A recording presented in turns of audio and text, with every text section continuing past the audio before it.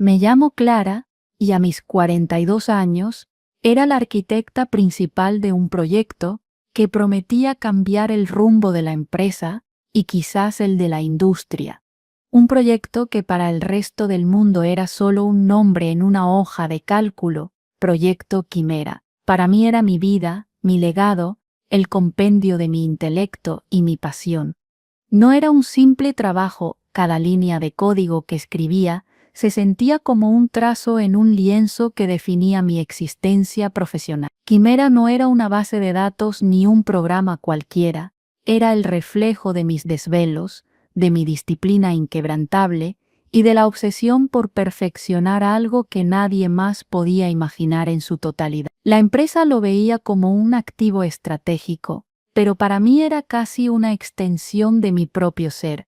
Mi oficina no era un espacio deslumbrante, sino un cubículo oculto en la planta baja, sin ventanas ni distracciones, pero cargado de significado. Ese rincón silencioso se había convertido en mi refugio, un lugar donde las paredes cubiertas de diagramas parecían respirar conmigo. En aquel entorno austero encontraba libertad, el ruido exterior desaparecía y solo quedaba el flujo constante de mis pensamientos y las conexiones invisibles que iba tejiendo en la red de Quimera. El sistema estaba diseñado para anticipar problemas en cadenas de suministro a nivel global, un monstruo digital capaz de ver anomalías antes de que se manifestara. Lo que para otros era un algoritmo complejo, para mí era casi un organismo vivo que evolucionaba, que aprendía de cada ajuste fino y de cada improvisación que mi experiencia me obligaba a crear. Su estabilidad descansaba sobre soluciones improvisadas,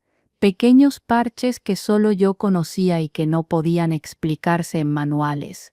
Esa dependencia total de mi intuición no era un error, era la esencia misma de su fortaleza. Nadie más poseía el mapa completo de su funcionamiento, porque Quimera no era un rompecabezas que pudiera armarse siguiendo instrucciones, era un universo lleno de excepciones, de matices, de caminos ocultos que mi mente había memorizado a lo largo de años de práctica. Lo que parecía caótico desde fuera tenía una lógica secreta que solo yo descifraba. Muchas veces se me veía como la sombra, la que entregaba informes impecables antes de tiempo, la que resolvía problemas en silencio, sin pedir reconocimientos ni favor. No necesitaba aplausos para seguir, lo hacía por la satisfacción íntima de ver a Quimera crecer y volverse más precisa. Era la figura invisible que sostenía la maquinaria, la que lograba que todo marchara como si nada fallara, aunque por dentro hubiera tormentas de errores y riesgos que yo neutralizaba una y otra vez. Esa invisibilidad se convirtió en un arma de doble filo. Por un lado me permitía trabajar en paz, lejos de la política de pasillo y de los egos inflados. Por otro, significaba que pocos entendían la magnitud de lo que estaba creando. Para muchos, mi cubículo era solo un punto más en el organigrama, para mí era el epicentro donde se estaba construyendo el futuro de la compañía. Recuerdo noches enteras en que el reloj parecía avanzar más rápido de lo normal. Mientras la oficina se apagaba y todos se marchaban, yo seguía frente a la pantalla, ajustando parámetros, corrigiendo anomalías, inventando soluciones que no existían en ningún manual. En esos momentos, con un café frío al lado y la quietud absoluta de la madrugada, sentía que Quimera respiraba conmigo. Cada error que lograba anticipar antes de que estallara en la red era como ganar una batalla invisible. No era una misión altruista, tampoco una ambición ciega, era más bien una necesidad íntima de mostrar que mi conocimiento, mi paciencia y mi instinto podían transformar lo imposible en algo tangible. Durante años mi vida giró en torno a ese propósito, y aunque nadie lo dijera en voz alta, todos sabían que Quimera existía gracias a mí. Lo demás, los reportes, las gráficas que se presentaban en reuniones, eran apenas la superficie. Debajo había un universo de detalles que solo yo conocía. Y esa fue siempre mi paradoja, ser indispensable sin ser vista, ser la columna invisible, que mantenía en pie un edificio que sin mí no duraría demasiado, la que no aparecía en los comunicados oficiales ni en los discursos de los directivos, pero que estaba detrás de cada resultado brillante, Para mis colegas yo era fiable, la persona a quien acudir cuando todo parecía perdido. Para la empresa, en cambio, era solo un engranaje en la maquinaria, uno que nunca hacía ruido y por eso mismo pasaba desapercibido. Ricardo, mi jefe directo durante más de una década, había sido la excepción. Él sí comprendía mi forma de trabajar. Nunca me presionaba con las trivialidades de la oficina, al contrario, me protegía de ellas como un paraguas que me resguardaba de la lluvia. Sabía que cuanto más libre estaba yo de la política interna y de los juegos de poder, mejor podía concentrarme en lo esencial, mantener a Quimera viva y estable. Con Ricardo había una relación de respeto mutuo, casi tal. Él confiaba en mi criterio y yo respondía con resultados impecables. Pero esa etapa terminó el día en que anunció su jubilación. Lo vi marcharse con una mezcla de orgullo y melancolía, sin sospechar del todo lo que vendría después. Su sucesor, Marcos Valdés, representaba todo lo opuesto a Ricardo. Mientras uno valoraba la calma, el otro vivía de la exhibición. Marcos irrumpió en la oficina como un huracán, traje impecable, sonrisa ensayada, frases grandilocuentes. Venía respaldado por un MBA de una universidad prestigiosa y una actitud que dejaba claro que se veía a sí mismo como el salvador de la empresa. Lo recuerdo caminando por los pasillos como si fueran una pasarela. Saludaba a todos con un entusiasmo exagerado, pero su mirada nunca llegaba a los ojos. Era un tiburón en busca de territorio, y el arrecife que había elegido era justo el que yo consideraba mío. Desde el primer instante percibí su desconfianza hacia mí. Yo no encajaba en su molde de la nueva era, demasiado veterana,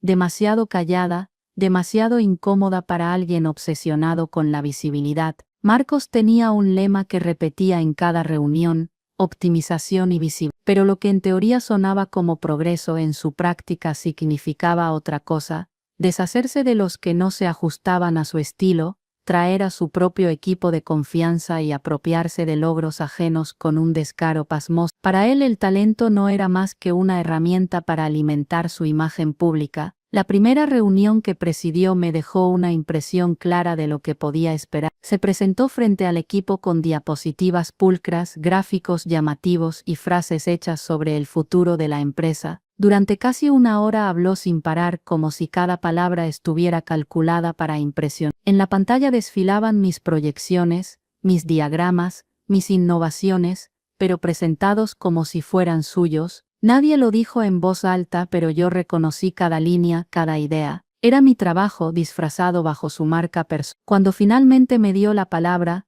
no fue para reconocer mi aporte. Me preguntó con tono condescendiente por la documentación del proyecto. Respondí con calma, aunque por dentro hervía. Le expliqué que el núcleo de Quimera estaba en constante transformación y que la documentación detallada solo podía generarse en fases. Lo esencial, añadí, dependía de un conocimiento profundo de las interacciones en tiempo real, algo que ningún manual podía transmitir por completo. Él me miró como si hablara en un idioma desconocido, alzó una ceja, con una mezcla de incredulidad y desdén, luego pronunció la frase que aún resuena en mi memoria: en esta empresa la información es poder, y el poder debe ser compartido. No podemos depender de un único punto de fallo. Era un ataque directo, una amenaza velada. Quería que cualquiera pudiera tomar las riendas de Quimera, reduciendo mi papel a algo prescindible. En ese instante lo comprendí. Para Marcos yo no era una experta esencial, sino una anomalía que debía corregir. Él no veía mi valor, veía un obstáculo para su narrativa de transparencia y agilidad, y aunque intenté disimularlo, una punzada de miedo me atravesó. Sabía que lo que él llamaba compartir poder no era otra cosa que despojarme de lo único que me hacía indispensable. Ese fue el inicio del choque frontal entre dos formas de entender el mundo corporativo: la mía, basada en el conocimiento real y en el trabajo silencioso, y la suya, sustentada en la imagen y la ambición. Un choque que tarde o temprano solo podía terminar en colisión. La convocatoria llegó con un correo electrónico escueto: reunión de seguimiento sobre el progreso de Quimera. En apariencia, era un encuentro rutinario, pero desde el primer momento sospeché que Marcos tenía otros planes. Y no me equivoqué. La sala de conferencias estaba impecablemente preparada, con una pantalla enorme y un aire artificialmente solemne, como si se tratara de un espectáculo más que de un análisis técnico. Marcos se adueñó del centro con una seguridad calculada. Durante una hora habló sin descanso, proyectando gráficas brillantes, frases rimbombantes y promesas de transformación. Sus palabras eran una cascada de clichés corporativos, disrupción, sinergias, optimización radical. Pero detrás de esa fachada vacía, lo que se mostraba en las diapositivas eran mis propios diagramas, las proyecciones que yo había diseñado tras noches interminables de trabajo. Reconocí cada curva en los gráficos, cada esquema, cada idea. Todo era mío, pero presentado como si hubiese brotado de su ingenio. El resto del equipo asentía en silencio, tal vez por respeto a la jerarquía, tal vez porque era más sencillo dejarse llevar por el teatro. Yo permanecí callada, observando cómo mi esfuerzo era disfrazado con la arrogancia de otro. En cierto punto me pregunté si alguien notaba la apropiación descarada, o si todos habían decidido mirar hacia otro lado. Finalmente, Marcos se giró hacia mí. Su sonrisa era cortante, más un desafío que un gesto cordial. Clara, ¿puedes actualizarnos sobre la documentación de Quimera?, preguntó con un tono que pretendía sonar inocente, pero que escondía veneno. Respiré hondo y respondí con paciencia, como si estuviera explicando un concepto complejo a un niño que aún no entiende las reglas básicas. Le dije que el núcleo de Quimera estaba en constante evolución, que la documentación se generaba por fases, pero que no podía reflejar la totalidad de un sistema que cambiaba y se adaptaba en tiempo real. Quimera no es un manual estático, es un organismo vivo, concluí. Mi respuesta no fue lo que quería escuchar. Su ceja se arqueó con desdén, y en sus ojos se dibujó un brillo de impaciencia. En esta empresa la información es poder, y el poder debe ser compartido, replicó, modulando la voz para que todos lo escucharan. Necesito transparencia, Clara. No podemos depender de un único punto de fallo. La sala quedó en silencio, expectante. Para cualquiera la frase podía sonar como una medida sensata, pero yo comprendí el verdadero mensaje. Marcos me estaba señalando como un riesgo, como una pieza incómoda que debía neutralizarse. Lo que él llamaba transparencia era, en realidad, el inicio de un proceso para volverme prescindible. Un escalofrío recorrió mi espalda. Nunca antes me había sentido tan expuesta en público. No era solo una cuestión técnica, era una declaración política. Marcos quería demostrar que nadie era indispensable, y yo era su ejemplo perfecto. Me limité a sentir con calma, aunque por dentro hervía de frustración. Sabía que ninguna explicación lo convencería, porque no se trataba de comprensión, sino de poder. Podía haberle dicho que ningún miembro del equipo tenía la visión completa de Quimera, que cada ingeniero trabajaba en módulos aislados mientras yo construía la red que los unía a todos. Podía haberle explicado que lo que él llamaba dependencia era en realidad la garantía de estabilidad, pero nada de eso importaba. Marcos no escuchaba para aprender, escuchaba para marcar territorio. En ese instante supe que estaba en el centro de su radar, que para él no era la arquitecta que había hecho posible el proyecto estrella de la compañía,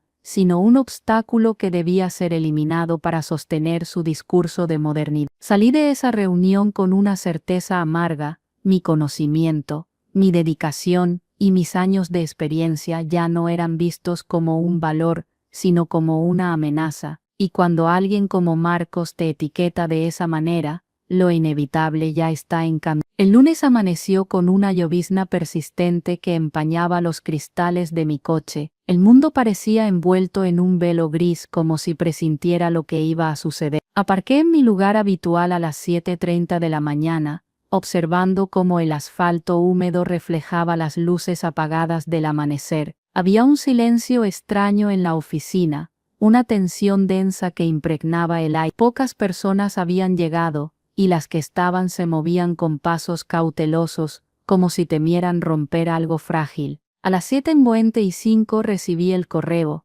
asunto, reunión urgente. Mi oficina, 80 AMA. El remitente, Marcos Valdés. El título era frío, clínico como todo en él. No había saludo ni explicación. Mi corazón comenzó a golpearme el pecho como un tambor sordo. No necesitaba que nadie me lo confirmara. Sabía perfectamente de qué se trataba. Caminé hacia su oficina con una mezcla de ansiedad y resignación. La puerta estaba entreabierta, y al entrar lo vi sentado detrás de un escritorio impecable, reluciente, que parecía diseñado para intimidar. Frente a él, una carpeta delgada, a su lado, una mujer de recursos humanos con expresión neutra, casi mecánica. Su rostro transmitía una lástima profesional, de esas que se practican tantas veces que terminan pareciendo auténticas. Clara, comenzó Marcos con voz suave, casi melosa, pero cargada de un filo cortante. Gracias por venir. Como sabes, Omnicorp atraviesa un proceso de reestructuración para adaptarse a los nuevos desafíos del mercado. Es un momento de cambio, de evolución. Asentí en silencio, la garganta seca, las manos entrelazadas sobre mi regazo. Cada palabra era un golpe predecible, un guión que ya había visto ejecutar con otros compañeros. Entonces llegó la sentencia: hemos tomado la difícil decisión de prescindir de tu puesto. El mundo pareció detenerse, la frase quedó flotando en el aire, fría e irremediable. No hablaban de mí como persona, sino de un puesto, como si mi vida entera pudiera resumirse en una función desechable. Mi puesto, logré murmurar. Sí, continuó con naturalidad ensayada, tu rol como arquitecta principal de Quimera ya no se alinea con la nueva dirección estratégica. Necesitamos un enfoque más ágil, más colaborativo, menos dependiente de un solo individuo. Sus ojos evitaban los míos, fijos en algún punto por encima de mi cabeza. La ironía me quemaba la lengua. Él no entendía que mi trabajo ya era ágil, que la colaboración existía aunque no se exhibiera en gráficos coloridos. Pero respondí con un seco, entiendo, aunque no entendía nada. Por dentro, un vacío helado comenzaba a expandirse en mi pecho. La mujer de recursos humanos deslizó hacia mí un documento con los detalles de mi indemnización. Su manicura impecable brillaba bajo la luz blanca. Me informó sin emoción que me acompañarían a recoger mis pertenencias y que mi acceso al sistema sería revocado de inmediato por seguridad de la empresa. Inmediato, repetí, mi voz apenas contenida, un atisbo de desesperación. Pero Quimera tiene una actualización crítica esta semana. La integración con el cliente X es delicada. ¿Quién supervisará eso? Marcos se encogió de hombros con fastidio. No te preocupes, Clara, ya tenemos un equipo preparado para tomar el relevo. Todo está bajo control. Quise reírme de la ironía, pero lo único que pude hacer fue firmar los papeles con una mano temblorosa. Me levanté y caminé en silencio hasta mi cubículo, acompañada por la mujer de recursos humanos como si estuviera en un cortejo fúnebre. Guardé mis fotos familiares, la taza que me había regalado mi sobrina, un par de libros técnicos, dejé los cuadernos llenos de garabatos crípticos, para cualquiera más eran jeroglíficos sin valor. Mientras desconectaba mi ordenador, pensé en la copia de seguridad personal que había hecho la semana anterior. No era ilegal, eran mis propias notas, mis algoritmos, mis soluciones, mi caja de herramientas intelectual. Todo lo que realmente hacía funcionar a Quimera estaba conmigo. A las 8:15 salí del edificio. La llovizna me empapaba el cabello y la blusa ligera, pero ya no sentía frío. Caminaba con la certeza de que algo había terminado, pero también con la chispa incipiente de algo nuevo, indignación. Ese día, mientras el mundo seguía su rutina indiferente, yo comprendí que mi invisibilidad había llegado a su límite, y que lo que Marcos creía un triunfo pronto se convertiría en su error más costoso. La llovizna todavía golpeaba mi parabrisas cuando salí del estacionamiento de Omnicorp. Conducía sin rumbo, el vidrio empañado por mis lágrimas silenciosas y la humedad exterior. La rabia se mezclaba con la tristeza, y ambas se transformaban en un presentimiento. Lo que Marcos creía seguro era en realidad un castillo de naipes.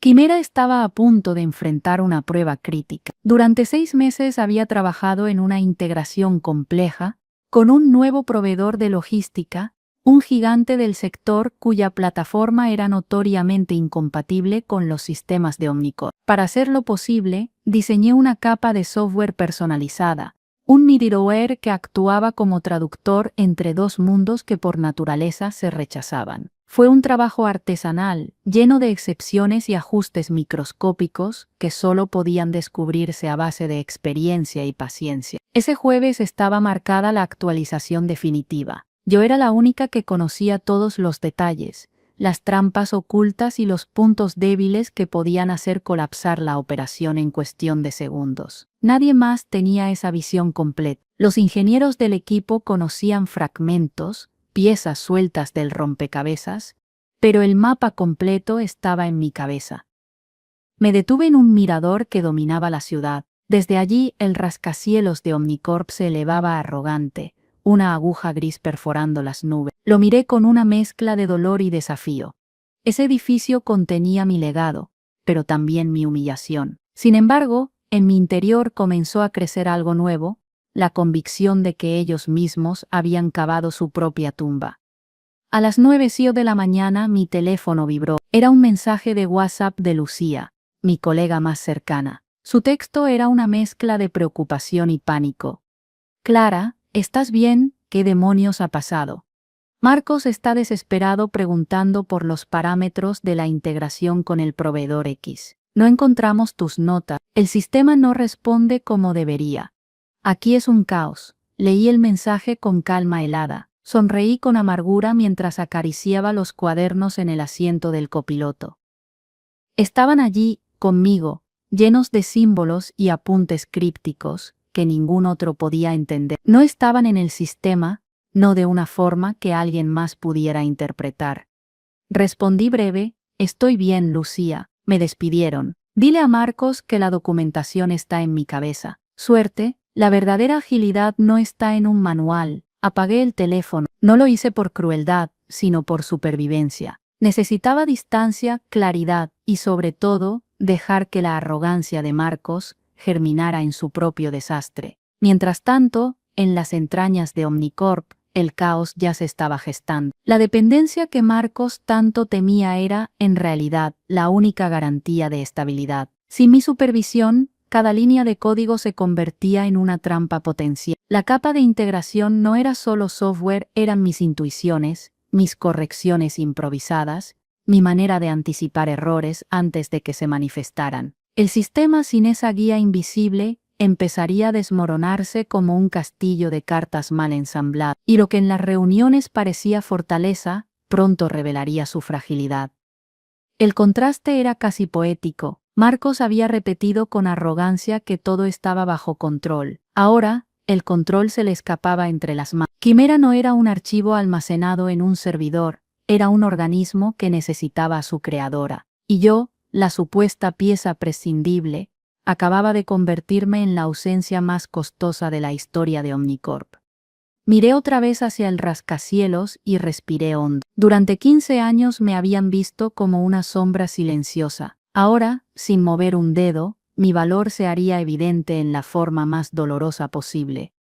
El derrumbe de su proyecto estrella. El teléfono permanecía apagado en mi bolso, pero podía imaginar lo que estaba ocurriendo al otro lado. Omnicorp se agitaba como un hormiguero al que le habían arrancado la reina. El proyecto estrella comenzaba a fallar en el momento más delicado, justo cuando la integración con el proveedor X debía consolidarse. Cada error que yo había previsto y neutralizado antes, ahora se manifestaba sin freno, como grietas invisibles que finalmente se abrían bajo presión. Lucía lo confirmó poco después, cuando logré encender el teléfono durante un instante. Los mensajes llegaban en cascada: el sistema no reconoce las variables, Marcos está furioso, los ingenieros no logran estabilizar la conexión, se nos va el tiempo. Era la crónica de un colapso anunciado. Y mientras tanto, yo estaba sentada en un café, observando cómo el vapor de mi té dibujaba espirales en el aire.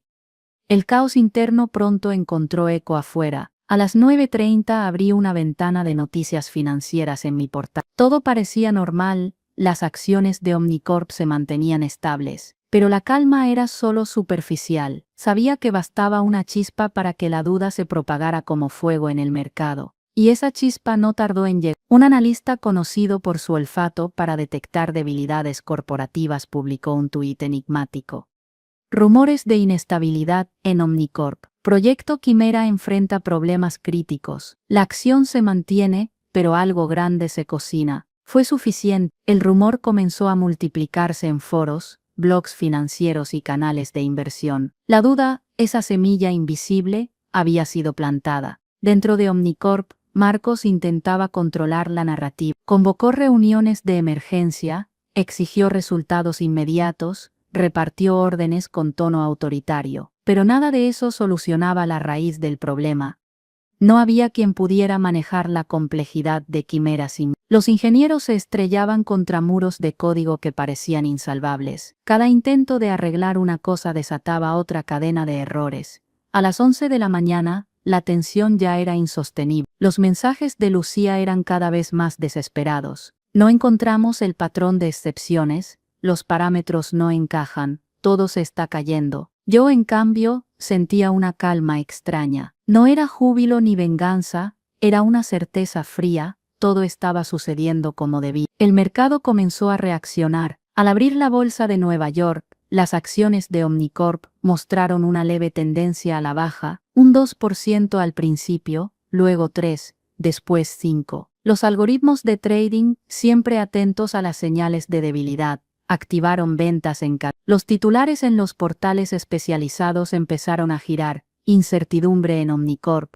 problemas técnicos con Quimera, riesgos en contratos clave. Al mediodía la caída ya era del 10%. Los analistas hablaban de pérdidas millonarias, de una posible crisis de confianza. Y todo, absolutamente todo derivaba de una ausencia, la mía. Yo, la mujer que hasta esa mañana había sido invisible, ahora era el fantasma que recorría los pasillos de la empresa, recordándoles con su ausencia lo que nunca supieron valorar. Imaginé a Marcos en su oficina, intentando mantener la compostura mientras todo se desmoronaba. Seguramente repetía su frase favorita, todo está bajo control, pero cada gráfico en rojo, cada llamada de un inversor inquieto, había apostado por la visibilidad y la agilidad, y lo único visible ahora era el vacío de su estrategia. Yo, en cambio, sentía ligereza, no porque deseara el desastre, sino porque comprendía que la verdad se estaba mostrando sola, sin necesidad de que yo moviera un dedo. Quimera era mi legado,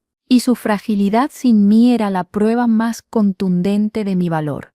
Mientras Omnicorp ardía por dentro, yo observaba desde la distancia con una serenidad casi inquietante.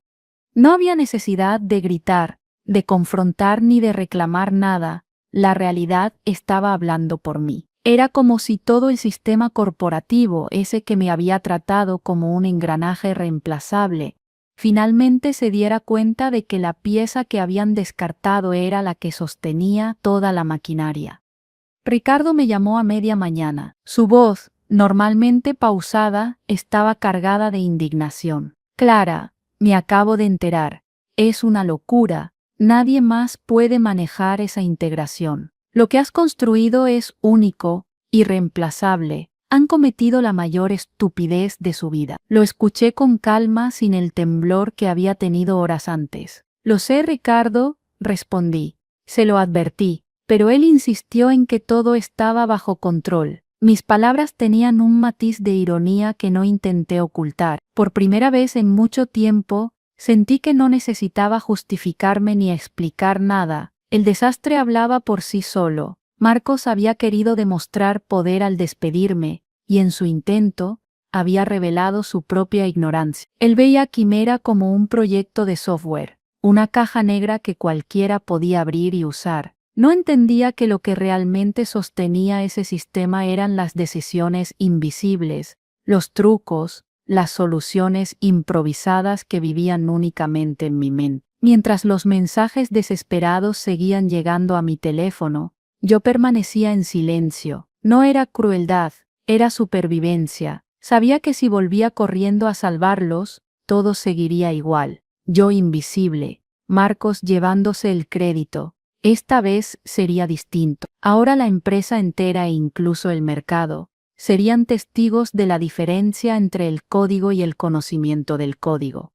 La caída de las acciones continuaba. Blogs de inversión titulaban con frases alarmistas: Omnicorp en crisis, Quimera tambalea, riesgos en contratos estratégicos. Algunos analistas especulaban con fallos técnicos, otros con un contrato perdido. Ninguno decía mi nombre, pero quienes conocían la verdad sabían que yo era el epicentro de esa tormenta. Y ahí estaba el matiz perfecto. Yo no había hecho nada ilegal, ni siquiera había levantado la voz. Mi venganza era el resultado natural de su propia arrogancia. Me habían subestimado tanto que nunca imaginaron que mi ausencia fuera capaz de derribar sus planes. En medio de esa calma helada, recordé una conversación con Ricardo años atrás, durante una crisis en la que solo yo pude resolver un fallo crítico. Él me había dicho: eres como el motor invisible de un coche de lujo. Nadie lo ve, nadie lo valora hasta que falla, pero cuando falta, el coche no se mueve, por más brillante que sea la pintura. En aquel entonces lo tomé como un cumplido. Ahora entendía que había sido una profecía. Esa era mi verdadera fuerza, no el poder de dominar a otros, sino la certeza de que mi conocimiento era insustituible. Y por primera vez, esa verdad no estaba escondida en mi cubículo, sino expuesta a plena luz, para que toda la empresa y el mercado la vieran con brutal claridad. Marcos podía intentar ocultar su error tras comunicados optimistas o frases huecas, pero la evidencia era irrefutable. Cada hora que pasaba sin mí, Quimera mostraba sus grietas. Cada minuto, los inversores perdían confianza. Y cada caída en el gráfico bursátil era una confirmación de lo que yo siempre supe. La invisibilidad no significa falta de valor, significa que el mundo aún no ha aprendido a mirar bien. Ese día, mientras me servía otra taza de té en casa, me descubrí sonriendo. No por la ruina de Omnicorp, sino por la justicia poética de ver cómo la arrogancia se autodestruye. Las horas siguientes fueron un desfile de llamadas perdidas. Primero, números desconocidos. Luego, la oficina central de Omnicorp. Después, la línea directa del CEO. No contesté ninguna. Dejé que el teléfono sonara hasta agotarse. Cada vibración era un recordatorio de lo rápido que la situación se les escapaba de las manos. A las 3 de la tarde, los portales financieros ya hablaban abiertamente de una crisis ejecutiva en Omnicorp. Los gráficos mostraban la acción desplomándose casi un 18% en un solo día. En Wall Street se preguntaban cómo era posible que un proyecto que había sido presentado como la joya de la corona ahora estuviera al borde del colapso. Las especulaciones iban desde fallas técnicas hasta la fuga de talento crítico. Quienes sabían leer entre líneas entendían la verdad: la figura clave había sido despedida. Esa misma noche Ricardo volvió a llamarme. Su tono era una mezcla de incredulidad y Marcos ya no sabe qué hacer. El equipo está perdido, los analistas presionan, y lo peor, Clara, es que ni siquiera entienden que tú eres la única que puede salvar esto. Han cavado su propia tumba. Su voz sonaba casi como un rugido, tan distinta de su calma habitual. Yo lo escuché en silencio. Mi respuesta fue serena, sin rencor: que así sea, Ricardo. No es mi batalla, porque en mi interior había tomado una decisión clara. No volvería corriendo para rescatar a quienes me habían desechado sin miramiento. Mi dignidad valía más que cualquier salvamento de última hora.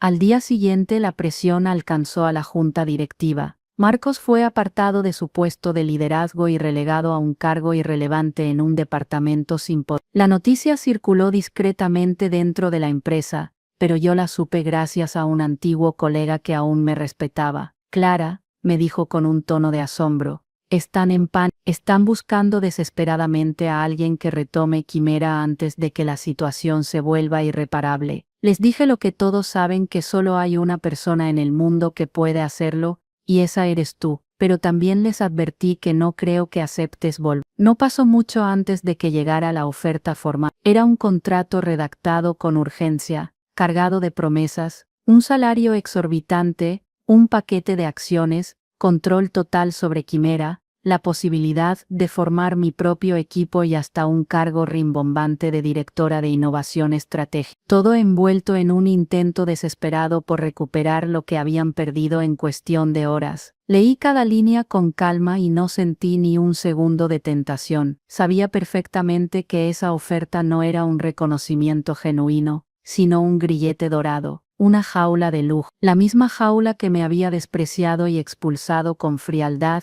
ahora disfrazada con promesas vacías. Mi dignidad, mi autonomía y mi nueva claridad valían infinitamente más que cualquier cifra que pusieran sobre el papel. Apoyé el contrato sobre la mesa y lo dejé allí. Por primera vez en años, sentí que no necesitaba su aprobación, su respaldo ni sus recursos. Yo tenía lo que de verdad importaba: mi conocimiento, mi reputación intacta y la libertad de elegir dónde poner mi energía. Omnicorp había creído que mi despido era un trámite administrativo, una nota al pie en su plan de reestructuración. Ahora entendían que habían perdido mucho más: el corazón invisible de su estrategia. Y aunque intentaran comprarme de nuevo, ya era demasiado tarde. Esa fue mi verdadera victoria. No el dinero que ofrecían, sino el poder de decir no.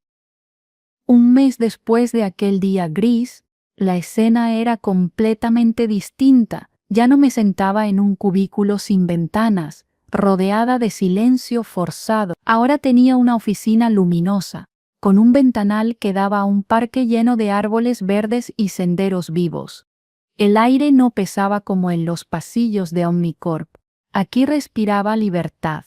Había aceptado un nuevo desafío: convertirme en la directora de tecnología de una startup prometedora. No era una corporación gigante, ni tenía rascacielos que perforaran el cielo. Pero lo que sí tenía era lo que más valoraba: un entorno donde la innovación y el talento importaban más que la política de pasillo. No llegué sola. Lucía, mi colega y amiga, me acompañaba en esta nueva etapa. Juntas habíamos compartido las madrugadas de lucha con Quimera, y ahora compartíamos el entusiasmo de construir algo desde cero. A ella se unieron 2 ingenieros más, antiguos miembros del proyecto, que habían renunciado cansados del caos y la arrogancia de Omnicorp. No tuve que convencerlos demasiado. Sabían que conmigo podrían crecer sin las cadenas de un jefe que solo pensaba en sí mismo. El ambiente en la startup era otro universo. No había miedo a equivocarse porque cada error era un aprendizaje. Las ideas se escuchaban, se valoraban y se probaban sin prejuicios. Sentía que por primera vez mi experiencia no era invisible, sino reconocida y celebrada. Cada decisión que tomaba no se perdía en la sombra, sino que abría un camino nuevo. Mientras tanto, Omnicorp se hundía más y más. Las noticias hablaban de Quimera como de un elefante blanco, un proyecto que consumía recursos sin dar resultados. Los competidores aprovechaban la debilidad para ganar contratos, mientras los inversores huían con rapidez. El nombre que antes era sinónimo de prestigio ahora estaba asociado al fracaso. Yo observaba todo a la distancia, sin necesidad de intervenir. No había rencor en mi mirada, solo una satisfacción tranquila. Ellos habían elegido su destino al subestimarme, y aunque intentaron volver a comprar mi lealtad, habían descubierto que la verdadera pérdida no se medía en acciones ni en contratos, sino en el talento y el conocimiento que habían despreciado. En mi nueva oficina, muchas veces compartía café con Lucía. Una mañana, mientras el sol iluminaba la cocina abierta del lugar, le dije: «Nunca subestimes el poder de lo que no se ve». Ella me miró comprendiendo perfectamente. Había aprendido esa lección de la manera más dura, viendo cómo Omnicorp se derrumbaba desde dentro por haberme ignorado. No necesitaba titulares ni entrevistas para sentir mi triunfo. No buscaba venganza en el sentido clásico, con confrontaciones o escenas dramáticas. Mi victoria estaba en el simple hecho de haber renacido, de haber dejado atrás la invisibilidad para ocupar un lugar donde mi valor no era cuestionado sino celebrado. Construir desde cero era un desafío enorme, pero también un privilegio. Cada línea de código, cada decisión de diseño, cada reunión con el equipo estaba impregnada de ilusión. No cargábamos con un monstruo inflado como Quimera, sino con un proyecto ágil y humano,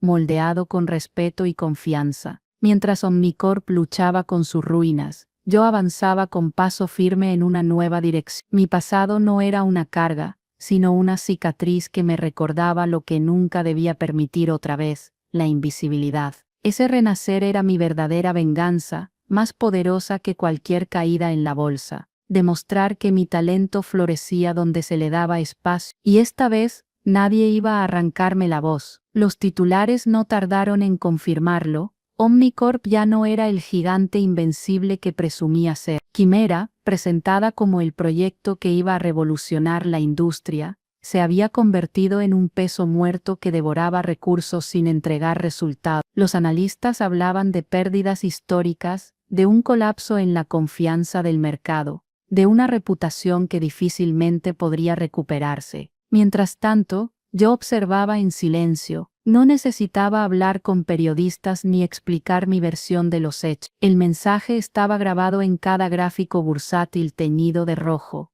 en cada informe que señalaba los errores de la directiva. Habían apostado por la apariencia y la visibilidad, y lo único que quedaba ahora era el vacío. Recuerdo claramente el día en que las acciones cayeron un 18% en menos de 8 horas. Millones de dólares evaporados en un pestañeo. Para muchos era un desastre, pero para mí era justicia poética. No porque yo hubiera hecho nada para provocarlo, sino porque sus propias decisiones los habían conducido allí. Me habían tratado como una pieza reemplazable, y el mercado acababa de demostrar lo contrario. Sin mí, la máquina no funcionaba. Las llamadas desesperadas continuaron durante semanas. Headhunters, periodistas, excompañeros que intentaban convencerme de volver. Incluso recibí una oferta formal de la junta directiva, una segunda más generosa, con bonos, acciones y promesas de libertad absoluta. Pero ya no había vuelta atrás. Había aprendido demasiado de esa jaula dorada como para encerrarme de nuevo en ella. En mi nueva vida,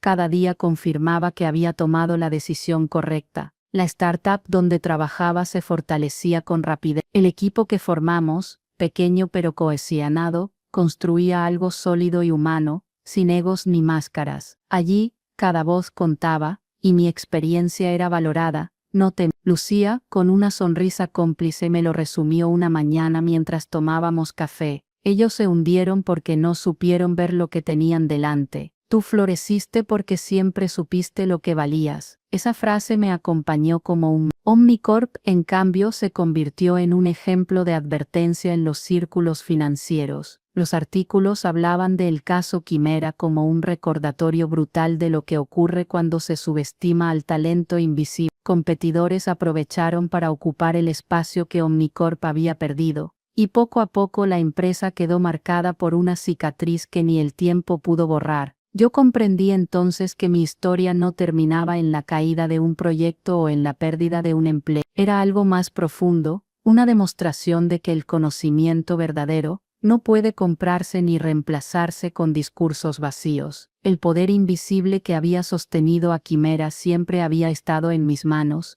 aunque ellos no lo quisieran ver. No guardaba rencor. Lo que sentía era satisfacción tranquila, la certeza de que finalmente se me veía no solo por mi trabajo, sino por el impacto de mi ausencia. No tuve que alzar la voz ni destruir nada con mis propias manos. Bastó con dejar que la arrogancia de otros hiciera su trabajo. Me habían despedido a las 8 de la mañana, creyendo que era una tuerca prescindible en su maquinaria, pero al mediodía, el mercado les enseñó la verdad.